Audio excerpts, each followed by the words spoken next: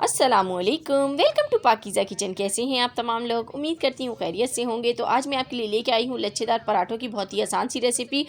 तो इसके लिए मुझे चाहिए होगा हाफ़ केजी मैदा और उसमें मैंने हाफ़ टेबल स्पून नमक शामिल कर दिया है। और उसके बाद हम इसको होल बना लेंगे और जिस तरीके से हम आटा गूँथते हैं रोटियाँ बनाने के लिए, बिल्कुल ऐसा ही आटा हमें गूँथना है। तो इसमें एज़ रिक्वायर्ड पानी जाएगा। तो मैं इसको गूँथ लेती हूँ।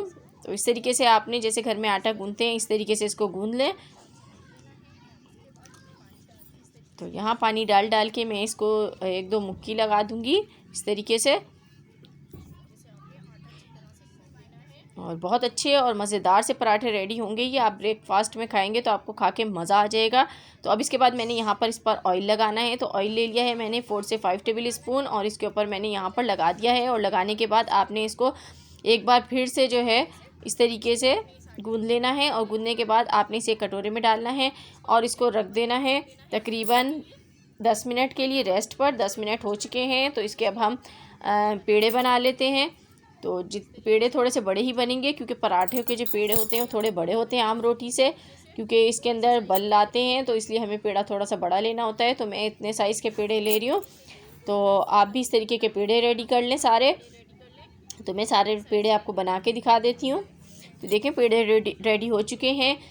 तो इसके बाद हमें क्या करना है, एक पेड़ा लेंगे और इसको इस तरीके से प्रेस कर करके इसकी थोड़ी सी छोटी सी एक चपाती बना लेंगे। और उसके बाद हम इसको डस्ट लगाएंगे, मैदे की ही डस्ट यूज़ कीजिएगा। उसके बाद हम इसको बेल लेंगे। तो इस टाइम आपको शेप का कोई मसला नहीं है, किसी भी शेप में आपका बेल जाए, ज़रूरी नहीं है बिल्कुल गोल हो आपका ये, क्योंकि हमें इसे बाद में भी बेलना है। तो देखें इस तरीके से आप इसको बेल लें। और इसके बाद आपने क्या करना है, बेलने के बाद इसके ऊपर आपने घी लगाना है। तो यहाँ मैं घी यहाँ पर यूज़ कर रही हूँ 1 टेबल स्पून भर के मैंने इसके ऊपर घी लगा दिया है। और हैंड की मदद से इसको इस तरीके से पूरे पर फैला दीजिए। और फैलाने के बाद आपने जो मैदा आपके पास है उसकी डस्ट इस पर लाजमी करनी है आपने। इससे क्या होगा कि जो आपके इसके लच्छे होंगे वो बिल्कुल अलग अलग निकलेंगे पकने के बाद। अब हम इसे सेंटर से यूँ आधा कट कर लेंगे। तो आपने पूरा नहीं, बस क्वार्टर ही कट करना है। और उसके बाद आपने इस तरीके से रोल करते करते पूरा आपने इसको रोल कर देना है। तो बहुत इजी तरीका मैं आपको बताने वाली हूँ। सुबह में आप ये पराठे बनाएं और सब लोगों से दाद वसूल कीजिए, इतने मज़े के पराठे बनेंगे। तो इस तरीके से देखें मैंने इसको पूरा रोल कर लिया है। तो आप ये देख लें, ऊपर से भी इसको अच्छी तरह से बंद कर दें। और उसके बाद आपने इसको उठाना है और इस तरीके से नीचे की तरफ दोनों हाथों की मदद से प्रेस करते जाना है। तो ये देखें प्रेस करें, ये नीचे की तरफ चला जाएगा। तो बहुत इजी वे है। इस तरीके से आपने सारे के पेड़े जो है वो रेडी करके रख लेने हैं और 5 मिनट इनको आप रेस्ट दे दीजिए। उससे आपको क्या होगा कि पराठा बेलने में बहुत इजी हो जाएगा। तो देखें मैंने इसको रेस्ट देने के बाद अब इसके ऊपर फिर से मैदे की डस्ट लगाई है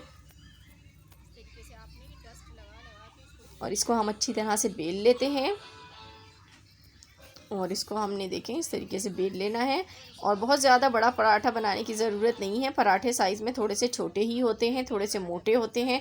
तो इस बात का ख्याल रखिएगा, यही मज़े के लगते हैं। तो ये बिल चुका है। तो अब मैंने इसको तवे पर डाल दिया है।